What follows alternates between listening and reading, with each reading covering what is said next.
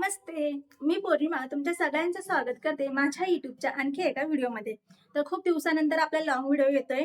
तर चला आज काय काय करते ते मी तुमच्यासोबत शेअर करते. आणि हां, मी ना आज वेणी घातली आहे. खूप दिवसानंतर वेणी घातली अशी. मी कॉलेजला होते ना त्यावेळेस मी अशी वन साईड वेणी घालायचे. तर छान वाटायचं. आज ठीक आहे, आज खूप दिवसानंतर ट्राय केली. कशी दिसते? तर मला तर ठीक वाटते. आता तुम्ही मला सांगा. तर चला आता मी काय करते तुमच्यासोबत शेअर करते. आणि प्लीज जर तुम्हाला माझे व्हिडिओ बघायला आवडत असतील ना, खरंच लाईक, शेअर करा, कमेंट करा आणि प्लीज सबस्क्राईब करा. कारण तुमचा एक जरी सबस्क्राईब असेल ना, माझ्यासाठी खूप महत्त्वाचं आहे. तर चॅनल जर तुम्ही नवीन असेल, माझे व्हिडिओ बघत असाल, तर प्लीज चॅनलला सबस्क्राईब करा. चला आता काय काय करते मी तुमच्यासोबत ते शेअर करते. आजच्या पूजेसाठी ना माझ्याकडे फुलंच नव्हती काहीच आणलेली. तर मला चला आता दारातच आपल्या सदाफुलीची छान फुलं आलेली आहे, त्यातलीच थोडीशी फुलं आपण तोडून घेऊया. कारण जास्त फुलंही नव्हती पाहिजे, मला एक 5-6 फुलं बाद झाली होती.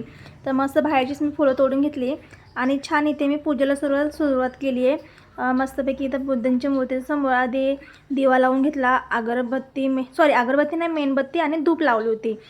त्यानंतर लगेच 3 वेळा मी नमनसुद्धा करून घेतलं आणि खूप छान वाटतं. एक पॉझिटिव्हिटी घरामध्ये वाटते. आणि खूप दिवसानंतर एक ॲटलिस्टमध्ये काय झालं, एक 4-5 दिवस आहे ना, मी पुस्तकच वाचलं नव्हतं. म्हणजे माझं आधीचं पुस्तक होतं ना, धम्मप्रवास, ते माझं वाचून पूर्ण झालं आहे पुस्तक. आजपासून मी नवीन पुस्तक वाचायला सुरुवात केली आहे, महात्मा ज्योतिराव फुले यांच्याबद्दल. हमेशा सत्य धर्म को ही अपनाए तो मनुष्य को आराम हर कहीं. सत्य हो मानवों का धर्म, यही है नीति, अन्य सब कुनीति. माझं वाचन झाल्यानंतर परीने सुद्धा नमन करून घेतलं आहे. आणि इथे काय झालं, एक 5-10 मिनिटासाठी लाईट गेली होती, त्यामुळे थोडंसं अंधार वाटतो व्हिडिओमध्ये. तर तरी पण लाईट नसल्यामुळे खूप छान पण दिसत होतं मूर्तीसमोर. चला मंडळी, स्वयंपाकाला सुरुवात करते. तर आज मी स्वयंपाकामध्ये म्हणजे नॉर्मलीच बनवणार, असं काही वेगळं स्पेशल काही नाही आहे. वरण भात, मटकीची भाजी आणि चपाती, असं एक्स्ट्रा काही नव्हतं वेगळं आज काही. तर परीसोबत इथं गप्पा मारता मी स्वयंपाकसुद्धा करून घेते. आणि एका साईडला परी बघा कशी खेळते. तिने दोन्ही चेअर आहे ना खेळण्यासाठी घेतले तिच्याशी वेगवेगळ्या करून.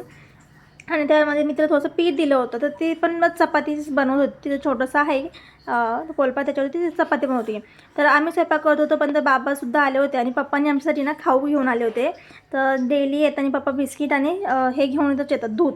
आणि त्यांना थोडंसं कुरकुरे वगैरे, कुरकुरे कधीतरी समजा ते आणतात परीसाठी. परीसाठी असत, पण ते मीही खाते, असं काही नाही की परीच खाते म्हणून. व तिला मी खूप कमी देते आणि त्यांनी आलं की मीच ते जास्त खाते. तर मस्त स्वयंपाक वगैरे सगळं झाला होता. आणि उद्यासाठी मला आप्पेची मी दुपारी भिजत ठेवलं होतं, मिक्स सगळ्या डाळी वगैरे. ते मला इथं बारीक करून घ्यायचे, तर मी बारीक करून घेते. तोपर्यंत तुम्ही इथं परीचं एक छोटंसं, म्हणजे ती बोलते, तुम्ही ऐका.